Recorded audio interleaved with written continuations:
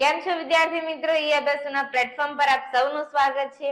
ચાલો તો આજે ટીવાય બીકોમ સેમેસ્ટર 6 બીએ સબ્જેક્ટમાં આપણી જે લોંગ ક્વેશ્ચનની સિરીઝ ચાલી રહી છે એમાં 8મા નંબરનો ક્વેશ્ચન લઈને આવી ગઈ છું. સ્ટુડન્ટ 7 ક્વેશ્ચન ઓલરેડી આપણે સમજાવી દીધા છે. આઈ હોપ તમારા બધાના એ આન્સર રેડી થઈ ગયા હશે. હવે એમાંથી ક્વેશ્ચન પૂછાય તો તમે એક્ઝામમાં સરસ મજાનું પ્રેઝન્ટેશન લખીને આવશો, બરાબર ને? ચાલો તો 8મા નંબરનો ક્વેશ્ચન આજનો જોઈ લઈએ. સરસ મજાનો છે. અહીંયા પણ એકદમ પ્રેક્ટિકલ છે. તમને બધાને અંદરનું કન્ટેન્ટ લખતા પાક્કું આવડશે. પણ તમારે જે મોઢે કરવાનું છે એ હું લઈને આવી ગઈ છું. તો કે શું મોઢે કરવાનું છે? તો કે પહેલા સવાલ જોઈએ કે પ્રવાસન સંચાલન એટલે શું? એની વ્યાખ્યા મોઢે કરવાની છે, ગોખી નાખવાની છે, બરાબર? પ્રવાસન સંચાલનના ફાયદાઓ અને મર્યાદાઓ વર્ણવો. તો ફાયદા જે 11 છે અને મર્યાદાઓ જે 5 છે એ તમારે ગોખવાની. અને હવે પછી હું વિડિયો લેક્ચરમાં જે વાત કરીશ, આપણે એકબીજા સાથે ડિસ્કસ કરીશું, એ તમારે સમજવાનું છે અને પછી તમારા શબ્દોમાં અંદરનું કન્ટેન્ટ સમજાવવાનું છે. સમજ પડી ગઈ બધાને કે શું ગોખવાનું અને શું સમજવાનું? આટલું ગોખો અને વિડિયો લેક્ચર શાંતિથી જુઓ, એ સમજવાનું અને પછી સરસ મજાનો આન્સર લખતા શીખવાનું. ચાલો હવે આપણે જોઈએ કે પ્રવાસન સંચાલન એટલે શું? પ્રવાસન સંચાલનના ફાયદા અને મર્યાદા. તો સ્ટુડન્ટ હું સૌ પ્રથમ સંચાલનની વાત કરું તો આપણને ખ્યાલ છે કે ભાઈ આપણે આ બીએ નામનો સબ્જેક્ટ જે ભણી રહ્યા છે 11મા ધોરણથી, બરાબર? તો સંચાલન એટલે શું? તો કે સંચાલન એટલે એક પ્રકારનું મેનેજમેન્ટ. ઇંગ્લિશમાં એના માટે યુઝ થાય છે મેનેજમેન્ટ, કે એક પ્રકારની વ્યવસ્થા, બરાબર? તો એવું કોઈ પણ ક્ષેત્ર નથી કે જ્યાં સંચાલન અનિવાર્ય નહીં હોય. શું બોલું છું? કોઈ પણ એવું ક્ષેત્ર નથી કે જ્યાં સંચાલનની જરૂર નહીં હોય. તો આ જે પ્રવાસ છે, પ્રવાસ ઉદ્યોગ જે છે, બરાબર, એ કેમ એમાંથી દૂર રહી શકે? એ કેમ એમાંથી બાકાત રહી શકે? બરાબર? તો એના કારણે આ પ્રવાસન સંચાલન શબ્દ અસ્તિત્વમાં આવ્યો છે. હવે આપણે પ્રવાસન સંચાલનની વ્યાખ્યા જોઈએ. સરસ મજાની છે કે પ્રવાસન ક્ષેત્ર અંતર્ગત કોઈ પણ પ્રવૃત્તિ, એ જાહેર ક્ષેત્રની હોય કે ખાનગી ક્ષેત્રની હોય, તેના વ્યવસાયિક ધોરણે વિકાસ કરવા માટે કરવામાં આવતા પ્રયત્નો, વ્યવસાયિક ધોરણે વિકાસ કરવા માટે કરવામાં આવતા એના સંચાલકીય પ્રયત્નોને શું કહેવાય? પ્રવાસન સંચાલન. ફરીથી બોલીએ કે પ્રવાસન ક્ષેત્ર અંતર્ગત કોઈ પણ પ્રવૃત્તિ, એ જાહેર ક્ષેત્રની હોય કે ખાનગી ક્ષેત્રની હોય, એની વ્યવસાયિક ધોરણે કરવામાં આવતા સંચાલકીય પ્રયત્નોને આપણે શું કહીશું? પ્રવાસન સંચાલન. બોલો, યાદ રહેશે? ચાલો હવે આગળ વધવાનું છે એના ફાયદા અને મર્યાદા તરફ. તમે ફાયદા લખો સ્ટુડન્ટ, તો તમારે આ રીતે મેં જે રીતે 11 મુદ્દાનું લિસ્ટ બનાવ્યું છે એ રીતે તમારે 11 મુદ્દા લાઈન ટુ લાઈન લખી દેવાના, જગ્યા છોડ્યા વગર. 11 મુદ્દા લખાય પછી ફરી પાછો નંબર 1 આપવાનો, આંતરરાષ્ટ્રીય સંપર્ક શક્ય બને, અને પછી અંદરનું કન્ટેન્ટ તમારે સમજાવવાનું ચાલુ કરવાનું. પણ આ રીતે પહેલા 11 મુદ્દાનું લિસ્ટો બનાવી જ દેવાનું, જેથી પછી મુદ્દા વિચારવા માટે ટાઈમ ના બગડે. ક્લિયર થાય છે? ચાલો હવે સમજીએ કે ભાઈ આ પ્રવાસન સંચાલનથી આંતરરાષ્ટ્રીય સંપર્ક કઈ રીતે શક્ય બનતો હશે? આંતરરાષ્ટ્રીય સંપર્ક એટલે શું? આંતરરાષ્ટ્રીય ઇંગ્લિશમાં શું કહેવાય? ઇન્ટરનેશનલ. ઇન્ટરનેશનલ મતલબ કે એક દેશના લોકો બીજા દેશના લોકો સાથે મળે, બરાબર? તો જ્યારે પ્રવાસનું નામ આવે, કોને નહીં ગમે? તમને બધાને પણ ઈચ્છા થઈ ગઈ હશે, પણ એક્ઝામ છે અત્યારે જવાય એવું નથી, બધા વેકેશનમાં જજો, બરાબર? તો પ્રવાસનું નામ આવે તો બધાને ઈચ્છા થઈ જાય કે ચાલો આપણે પ્રવાસે જઈએ. કેમ? તો કે માઇન્ડ રિલેક્સ થઈ જાય, મજા આવે ફરવાની, બરાબર? તો આ પ્રવાસમાં શું થાય છે? એક દેશના લોકો, સ્થળની વાત પણ જુદી છે. હું અહીંયા દેશની વાત કરી રહી છું કારણ કે આપણે આંતરરાષ્ટ્રીય શબ્દ સમજી રહ્યા છીએ કે આંતરરાષ્ટ્રીય સંપર્ક કઈ રીતે શક્ય બને. તો કે જ્યારે એક દેશના લોકો બીજા દેશમાં ફરવા જાય છે ત્યારે શું થાય છે? તો કે આપણે માની લો કે ભારતીય છે, એ આપણે ફોરેન કન્ટ્રીમાં ફરવા ગયા, તો આપણે શું કરીશું? તો કે ફોરેન કન્ટ્રીમાં ફરવા જઈએ તો ત્યાંની જે જીવનશૈલી છે એનાથી આપણે પરિચિત થઈશું. એમની જે પરંપરાઓ છે, એમની જે રહેણી કરણી છે, એ લોકોનો ખોરાક શું છે, એ બધાથી આપણે પરિચિત થઈશું. થઈએ કે નહીં? તો કે હા. એમના જે વિચારો છે એ આપણે સમજીશું. એટલે એક દેશના લોકો અને બીજા દેશના લોકો છે, એ બંને વચ્ચે વિચારોનું આદાન પ્રદાન થાય છે, એકબીજાને માન આપતા થાય છે, એકબીજાને સન્માન આપતા થાય છે, જેના કારણે આ આંતરરાષ્ટ્રીય સંપર્ક શક્ય બને. કોના કારણે? પ્રવાસના કારણે. બાકી ભારત વાળા ફોરેનમાં જાય ખરા વાત કરવા? નથી જતા. પણ આપણે કેમ પસંદ કરીએ છીએ? પ્રવાસ જવાના કારણે, ફરવા જવાના કારણે, બરાબર? તો આ પ્રવાસન થકી શું થયું છે? જુદા જુદા દેશના લોકો એકબીજા સાથે મળે છે, એકબીજા સાથે પોતાના વિચારોનું આદાન પ્રદાન કરે છે, જેથી આંતરરાષ્ટ્રીય સંપર્ક શક્ય બને. બોલો પહેલો મુદ્દો લખતા આવડશે? બરાબર. હું સમજાવી દઉં વિડીયો લેક્ચરમાં, પછી તમારે બુકનું કન્ટેન્ટ વાંચવાનું છે તો ઇઝીલી તમને યાદ રહી જશે. બરાબર. ચાલો પછી જોઈએ નંબર 2 કે રોજગારીનું સંચાલન. તો કે પ્રવાસન સંચાલનથી રોજગારીનું સર્જન કઈ રીતે થાય? હવે માની લો કે આપણે જે જગ્યાએ પ્રવાસ જઈ રહ્યા છે અથવા તો જે જગ્યાએ ફરવા જવાનું આપણને ગમે છે એ જગ્યાઓ ઇમેજિન કરો. કારણ કે તમે બધા સ્ટુડન્ટ અલગ અલગ જગ્યાએથી બિલોંગ કરતા હશો અને ત્યાંથી મને અત્યારે જોઈ રહ્યા છો, તો તમે અલગ અલગ જગ્યાએ ફરવા ગયા હશો, તો એ જગ્યાઓ માઇન્ડમાં રિમાઇન્ડર કરો કે જ્યારે આપણે એ જગ્યાએ ફરવા જઈએ છીએ ત્યારે આપણને ત્યાં કઈ કઈ ફેસિલિટી જોઈએ. તો કે આપણે ત્યાં સ્ટે કરવું હોય તો આપણને હોટલ જોઈએ સારી એવી, રેસ્ટોરન્ટ જોઈએ, રિસોર્ટ જોઈએ. બરાબર. જુદા જુદા રિસોર્ટ બની ગયા છે, આપણને હોટલમાં નહીં પણ રિસોર્ટમાં રહેવાનું ગમે છે, તો એ રિસોર્ટ ઓપન થાય છે.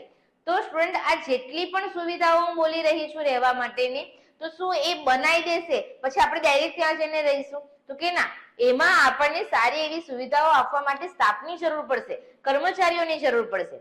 તો હોટલ, રેસ્ટોરન્ટ, બાર, રિસોર્ટ બધું બને છે, પણ એમાં સ્ટાફની જરૂર પડશે, કર્મચારીઓની જરૂર પડશે. તો જેટલા પણ લોકોને એ લોકો કામે રાખે છે એ બધાને શું પ્રાપ્ત થાય છે? રોજગારીની તક પ્રાપ્ત થાય છે. કોના થકી પ્રાપ્ત થઈ? તો કે પ્રવાસ થકી પ્રાપ્ત થઈ. ખ્યાલ આવે છે? એ જ રીતે આપણે પ્રવાસ કરવા માટે આપણે કોનો ઉપયોગ કરીશું? પરિવહન માટે રેલવે, રસ્તા એ બધાનો આપણે ઉપયોગ કરીશું. બરાબર. તો એ ક્ષેત્રે પણ લોકોને રોજગારી પ્રાપ્ત થશે. તો આ રીતે પ્રવાસન સંચાલન થકી અનેક લોકોને, બરાબર, આ હોટલ હું બોલી ગઈ છું, રેસ્ટોરન્ટ છે, રિસોર્ટ છે, બાર છે, રેલવે છે, પરિવહન છે, એ બધાને તો રોજગારી પ્રાપ્ત થાય જ છે, પણ ત્યાંના આપણે જે જગ્યાએ ફરવા જઈ રહ્યા છે ત્યાંના જે સ્થાનિક લોકો છે એ લોકોને પણ રોજગારી પ્રાપ્ત થાય છે. બરાબર. તો આ રીતે જે બેરોજગારીનો પ્રશ્ન છે એ ધીમે ધીમે દૂર થાય છે. તો કહી શકાય કે પ્રવાસન સંચાલનથી રોજગારીનું સર્જન શક્ય બને છે. ક્લિયર છે? ચલો આગળ જોઈએ નંબર 3, સેવા ક્ષેત્રનો વિકાસ. તો સેવા ક્ષેત્ર તમે ભણીને આવ્યા છો, સામાજિક વિજ્ઞાનમાં ધોરણ 10 માં આવતું હતું. પ્રાથમિક ક્ષેત્ર, માધ્યમિક ક્ષેત્ર અને સેવા ક્ષેત્ર. તો કે સેવા ક્ષેત્રમાં કોનો કોનો સમાવેશ થાય? તો કે હું બીજા મુદ્દામાં વાત કરી ગઈ છું કે માની લો કે આપણને પ્રવાસ કરવા માટે આપણે કોનો કોનો ઉપયોગ કરીએ? કાં તો તમે રેલવેનો ઉપયોગ કરશો, કરો છો ને, રેલવેનો ઉપયોગ કરશો, અથવા તો તમે દૂર જવું હોય ફોરેનમાં તો એરલાઇન્સનો ઉપયોગ કરશો. તો એરલાઇન્સ, હોટલ એ બધું શું છે?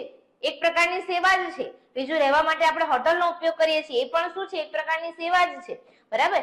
તો આ પ્રવાસન સંચાલન થકી એરલાઇન્સ છે, રેલવે છે, ત્યાર પછી હોટલ છે, એ બધાનો વિકાસ થાય છે. આથી એની સાથે સાથે સેવા ક્ષેત્રનો પણ શું થાય છે? વિકાસ થાય છે. તમે આ મુદ્દો લખી શકો. ચાલો ત્યાર પછી વિદેશી હુંડિયામણ. તો જેવી રીતે આપણે ઇન્ડિયન લોકો ફોરેનમાં જવાનું પસંદ કરે છે, તો આપણને ખબર છે કે આપણે ભણ્યા છે સામાજિક વિજ્ઞાન કે ભાઈ ભારત છે એ વિવિધતા ધરાવતો દેશ છે, આપણી સંસ્કૃતિ સમૃદ્ધ છે. બરાબર. આપણો વારસો ઐતિહાસિક ઘણો સમૃદ્ધ છે. તો ફોરેનર લોકો પણ ભારતમાં અવનવી વસ્તુઓ, અવનવા ઐતિહાસિક સ્થળોની મુલાકાત કરવા આવવાનું પસંદ કરે છે. તમે ફરવા ગયા હોય તો તમને ખબર હશે કે તમારી ટિકિટ એટલે કે ઇન્ડિયન લોકોની ટિકિટના પૈસા અલગ હોય, ફોરેનરની પણ ટિકિટના પૈસા અલગ હોય. તો ઘણા બધા ફોરેનર લોકો આપણા ઇન્ડિયામાં પ્રવાસ કરવા આવતા હોય છે. તો જ્યારે એ લોકો ઇન્ડિયામાં પ્રવાસ કરવા આવે છે ત્યારે શું થાય છે? એ લોકોનું જે ચલણ છે એ આપણને પ્રાપ્ત થાય છે. તો આ રીતે પ્રવાસન સંચાલન થકી આપણને વિદેશી હુંડિયામણ પણ પ્રાપ્ત થતી હોય છે. ક્લિયર? ચાલો આગળ જોઈએ નંબર 5, ગરીબીમાં ઘટાડો. અત્યારે જ આપણે રોજગારીમાં વાત કરી ગયા, એ જ અહીંયા ફરી રિપીટ કરીશ કે ગરીબીમાં ઘટાડો કઈ રીતે થાય? તો કે પ્રવાસન સંચાલન એ નાના પાયા પરના ઉદ્યોગ છે. બરાબર. તો એ નાના પાયા પરના ઉદ્યોગ થકી જુદા જુદા ક્ષેત્રે રોજગારી ઊભી થાય છે. એ જુદી જુદી રોજગારીની તકોનો લાભ લેવા માટે લોકો શું કરે છે? એ તક ઝડપી લે છે, એટલે એમને રોજગારી પ્રાપ્ત થઈ. હવે રોજગારી પ્રાપ્ત થઈ એટલે એમને આવક મળશે, આવક મળશે એટલે વાસ્તવિક આવક જ મળવાની. બરાબર. એના કારણે એમનું જીવન ધોરણ શું થશે? ઊંચું આવશે. તો આ રીતે ગરીબીમાં પણ ઘટાડો થશે. આગળ જોઈએ સાંસ્કૃતિક એકતા. અત્યારે જ મેં વાત કરી કે ભારત દેશ સંસ્કૃતિની દ્રષ્ટિએ કેવો છે? સમૃદ્ધ છે. બરાબર. તો સાંસ્કૃતિક એકતાની વાત કરીએ તો કે એક દેશના લોકો જ્યારે બીજા દેશને મળે છે અથવા તો બીજા દેશના લોકો એક દેશને મળે છે, બરાબર, જુદા જુદા દેશના લોકો જ્યારે એકબીજા સાથે મળે છે ત્યારે એકબીજાની સંસ્કૃતિનું આદાન પ્રદાન થાય છે, એકબીજાના દેશનું બરાબર, દેશના જે વિચારો છે એનું પણ આદાન પ્રદાન થાય છે, રહેણી કરણીનું આદાન પ્રદાન થાય છે, પરંપરાનું આદાન પ્રદાન થાય છે. બરાબર, એટલે વૈશ્વિક દ્રષ્ટિએ બધા જ વ્યક્તિઓ એકબીજાને કેવા માને છે? સમાન માને છે, અને દરેક લોકોમાં સાંસ્કૃતિક એકતાનો જન્મ થાય છે. બરાબર, એકતા લોકોમાં જોવા મળે છે. ચાલો, નંબર 7, સામાજિક સંબંધો અને પરિવર્તન. તો કે મેડમ, પ્રવાસન સંચાલન થકી સામાજિક સંબંધોમાં કઈ રીતે પરિવર્તન જોવા મળે? તો અવશ્ય જોવા મળે કે ભાઈ લોકોને રોજગારી મળે છે, લોકો પ્રવાસ કરતા થયા છે, તો લોકોના જીવન ધોરણમાં પણ શું થશે? સુધારો આવશે. જીવન ધોરણમાં સુધારો આવશે એટલે એમના મૂલ્યો બદલાશે, એમની રહેણી કરણી બદલાશે. ખ્યાલ આવે છે? તો આ રીતે પણ એમના સામાજિક પરિવર્તનમાં સુધારો થાય. તમે નાના બાળકો તમારા ઘરમાં હોય, નાના બાળકોને લઈને તમે પ્રવાસ જાઓ છો, તો એમને નવા નવા શૈક્ષણિક અનુભવો તમે કરાવી શકશો. તો આ રીતે પણ સામાજિક સંબંધોમાં પરિવર્તન આવી શકે. ચાલો, ત્યાર પછી જોઈએ હકારાત્મક આર્થિક અસર. આર્થિક અસર એટલે આપણા અર્થતંત્રને લગતી અસરો. તો કે પ્રવાસન સંચાલન થકી આવી આર્થિક અસરો કઈ રીતે ઉદ્ભવે? તો આ રોજગારી પરથી છે, એને કનેક્ટેડ મુદ્દો છે કે જ્યારે પ્રવાસન સંચાલન થકી જુદા જુદા લોકોને રોજગારી પ્રાપ્ત થાય છે, રોજગારીના લીધે એમની આવક વધે છે. હવે આવક વધે છે એટલે તરત આપણા અર્થતંત્રને આપણે યાદ કરીએ, ભણી ગયા ને આર્થિક વિકાસમાં 10મા ધોરણમાં સામાજિક વિજ્ઞાન યાદ કરો કે આર્થિક વિકાસમાં રાષ્ટ્રીય આવકમાં વધારો થાય. રાષ્ટ્રીય આવકમાં વધારો થાય એટલે માથાદીઠ આવકમાં વધારો થાય, એટલે જીવન ધોરણમાં વધારો થાય. બરાબર, આ 3 વસ્તુ: રાષ્ટ્રીય આવકમાં વધારો, માથાદીઠ આવકમાં વધારો અને જીવન ધોરણમાં સુધારો. ત્યાર પછી જીડીપીમાં પણ વધારો થાય. ત્યાર પછી બીજું શું થાય બોલો? બીજી કઈ કઈ હકારાત્મક આર્થિક અસરો થાય? તો કે આપણે ત્યાં ફરવા જઈશું એટલે ત્યાં માળખાગત જે સુવિધાઓ આપણને મળતી હોય, રેલવે, રસ્તા, તો એ બધામાં સુવિધાઓ જોવા મળશે. પરિવહન સેવામાં સુધારો જોવા મળશે. ત્યાર પછી તો કે ચાલો પ્રવાસન સંચાલનનો વિકાસ થયો છે એટલે સરકારની જે કરવેરાની આવક છે એમાં પણ વધારો થવાનો ને. સરકાર એ લોકો પાસેથી પણ ટેક્સ ઉઘરાવશે એટલે સરકારની કરવેરાની આવકમાં પણ વધારો થવાનો. તો આ રીતે આર્થિક અસરો કેવી બને છે? હકારાત્મક બને છે પ્રવાસન સંચાલન થકી. 9મો પોઈન્ટ જોઈએ કે પર્યાવરણની સુરક્ષામાં મદદ. તો કે પ્રવાસન સંચાલન થકી પર્યાવરણની સુરક્ષામાં કઈ રીતે મદદ મળે છે? તો કે ભાઈ હવે આપણે કુદરતી સ્થળોએ જવાનું પસંદ કરીએ છીએ, એમની મુલાકાત લેવાનું પસંદ કરીએ છીએ, એટલે કુદરતી સ્થળોની માવજત કરવામાં આવશે, એમની સંભાળ રાખવામાં આવશે, એમનું રક્ષણ કરવામાં આવશે, અને સરકાર દ્વારા આ દિશામાં પ્રયત્નો પણ કરવામાં આવશે કે ભાઈ એમના માટે નાણાંની ફાળવણી કરવામાં આવશે. પછી જેટલા પણ કુદરતી સ્થળ છે તો એમના માટે સુરક્ષાના પગલા ભરવામાં આવશે. તો આ રીતે પણ પર્યાવરણની સુરક્ષામાં મદદ મળે છે. નંબર 10 જોઈએ પ્રાદેશિક અસમતુલા નિવારણ. તો કે પ્રવાસન સંચાલન થકી પ્રાદેશિક અસમતુલા નિવારણ કઈ રીતે શક્ય બને? તો સ્ટુડન્ટ, એવા ઘણા બધા સ્થળ છે, એવા ઘણા બધા ક્ષેત્રો છે કે જે દૂરના સ્થળે આવેલા છે, જ્યાં કોઈ વ્યક્તિ જવાનું પસંદ કરતું નથી. અંતરિયાળ ગામડા કહીએ ને એવા સ્થળ કે જ્યાં આપણને ખબર તો છે કે આ એરિયા છે, પણ ત્યાં જવાનું કોઈ પસંદ કરતું નથી. હવે માની લો કે ત્યાં કોઈ આવું પ્રવાસન સ્થળ ઊભું થાય, આકર્ષણનું કેન્દ્ર બને, તો એ એરિયાનો કેટલો સારો એવો ડેવલપ થશે, કેટલો સારો એવો વિકાસ થશે, ત્યાં રોજગારીની તકો ઊભી થશે, એ સ્થાનિક લોકોને પણ રોજગારી મળશે. બરાબર, તો આ રીતે પ્રાદેશિક જે અસમતુલા છે એનું નિવારણ પ્રવાસન સંચાલન થકી શક્ય બને છે. ચાલો, નંબર 11 જોઈએ પ્રવાસીઓની દ્રષ્ટિએ લાભ. પ્રવાસીઓની દ્રષ્ટિએ કઈ રીતે લાભ થાય? માની લો કે આપણે પોતે પ્રવાસી છે, કારણ કે આપણે ફરવા જઈએ છીએ, તો આપણને શું લાભ થશે બોલો? તો કે આપણને શું લાભ થશે કે આપણો જે સ્ટ્રેસ છે, મેં તમને અત્યારે જ કીધું કે તમને પણ ફરવા જવાની ઈચ્છા થઈ ગઈ, પણ અત્યારે તમારે નથી જવાનું, એક્ઝામ પતે પછી વેકેશનમાં જજો. તો તમે શું કહેશો કે મેડમ આ જે ડિપ્રેશન છે, જે સ્ટ્રેસ છે, એમાંથી થોડા બહાર આવીએ ને. એટલે માનસિક તણાવમાંથી તમે શું આવી શકો છો? બહાર આવી શકો. માનસિક તણાવ તમારે ઓછો કરી શકો છો.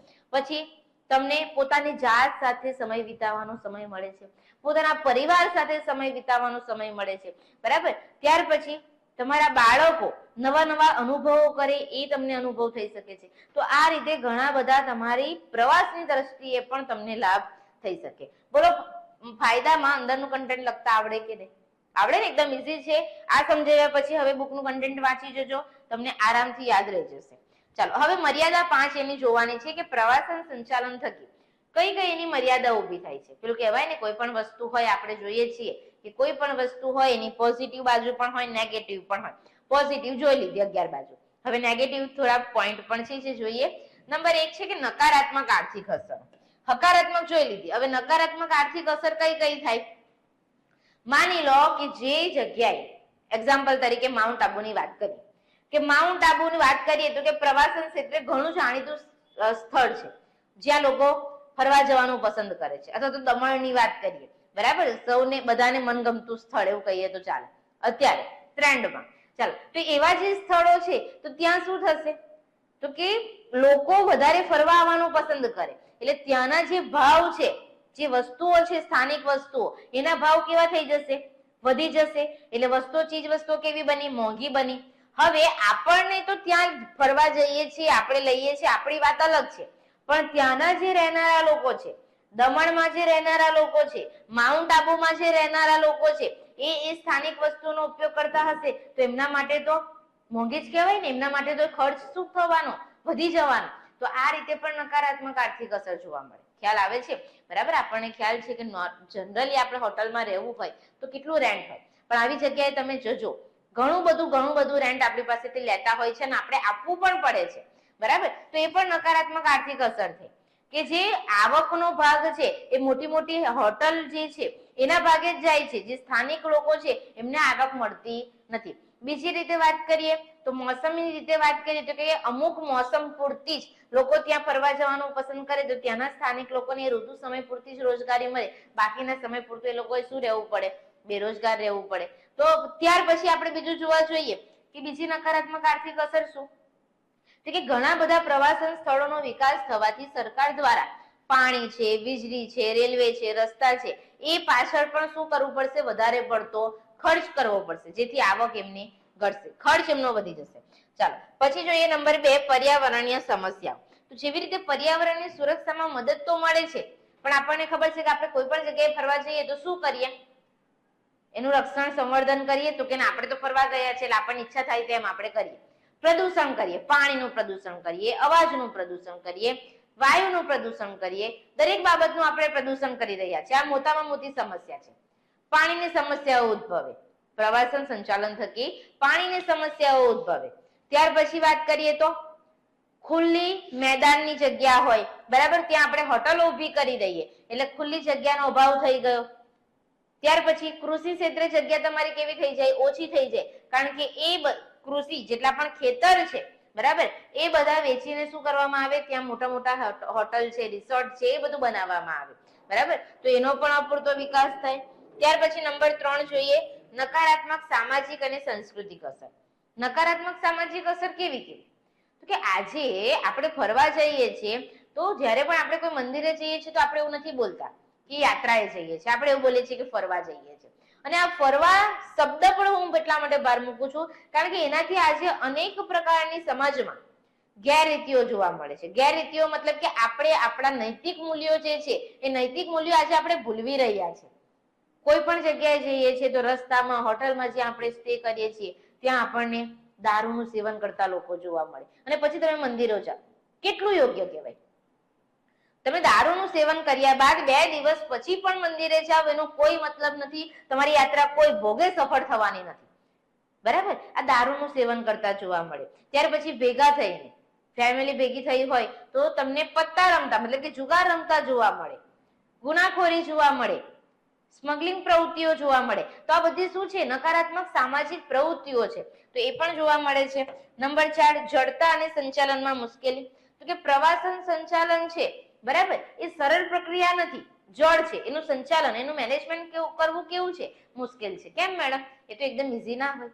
તો સ્ટુડન્ટ તમે યાદ કરો કે કાશ્મીરમાં થોડા સમય પહેલા જ જે લોકો ફરવા ગયા હતા, બરાબર, તો ત્યાં આતંકવાદના કારણે હુમલો થયો અને ઘણા બધા લોકો મૃત્યુ પામ્યા. તો શું એનું મેનેજમેન્ટ સરળ કહેવાય? ના વિદ્યાર્થી મિત્રો, અમુક પરિબળો એવા છે કે જેના પર આપણે સરળતાથી અંકુશ રાખી શકીએ, પણ અમુક પરિબળો અંકુશ બહારના છે કે જે તમને અને મને ખબર નથી અને જેના પર આપણે અંકુશ રાખી શકતા નથી. જેમ કે આતંકવાદ મોટામાં મોટો પ્રશ્ન, બરાબર. ત્યાર પછી આપણે ફરવા જઈએ છીએ તો આપણા સ્વાસ્થ્યના પ્રશ્નો પણ ઉભા થાય. તો આવા ઘણા બધા પરિબળો છે કે જેના પર આપણે અંકુશ રાખી શકતા નથી, બરાબર. તો એના કારણે આ પ્રવાસન સંચાલનને સરળ પ્રક્રિયા માનવામાં નથી આવતી, પણ એને જડ પ્રક્રિયા માનવામાં આવે છે અને એનું સંચાલન કરવું ઘણું બધું મુશ્કેલ છે. એટલે એમાં સરળતાથી ફેરફારો કરી શકાતા નથી. લખાશે? ચાલ લાસ્ટ પોઈન્ટ કે અન્ય મર્યાદાઓ કઈ કઈ? તો કે આપણે નેગેટિવ વાત કરવાની છે થોડી, એટલે આપણે વિચારીએ કે પ્રવાસ જઈશું, બરાબર, તો એના કારણે પહેલું તો શું થશે? શું થાય? પૈસા કાઢવા પડે ને. તો પ્રવાસન સંચાલન એ પહેલું તો પ્રવાસીની દ્રષ્ટિએ કેવી પ્રવૃત્તિ છે? ખર્ચાળ પ્રવૃત્તિ છે. આ પહેલો પોઈન્ટ ખર્ચાળ પ્રવૃત્તિ છે. બીજો પોઈન્ટ તો કે સમયનો વધુ વ્યય થાય, બરાબર. પછી ત્યાંના જે સ્થાનિક લોકો છે એ સ્થાનિક લોકોના જે રહસ્યો છે એ જળવાતા નથી, કારણ કે આપણે ત્યાં જઈશું અને નવું જાણી લાગીશું. એટલે એમના રહસ્યો જે છે એ ગુપ્ત રાખવા હોય તો પણ આ રહસ્યોને આપણે ગુપ્ત રાખી શકતા નથી. તો બોલો, આ પ્રવાસન સંચાલન આપણે એની વ્યાખ્યા, ફાયદા અને મર્યાદા ભણી ગયા, બરાબર. એનું કન્ટેન્ટ જે હતું એ સારી રીતે સમજી લીધું. હવે વિડીયો લેક્ચર જોયા પછી એકવાર બુકનું જે કન્ટેન્ટ છે એટલે વાંચી જાઓ, તો તમારો આજનો ક્વેશ્ચન જે છે એ સરસ મજાનો રેડી થઈ જશે ને. ચાલો, તો આજનો વિડીયો લેક્ચર હું અહીંયા જ કમ્પ્લીટ કરું છું. Thank you.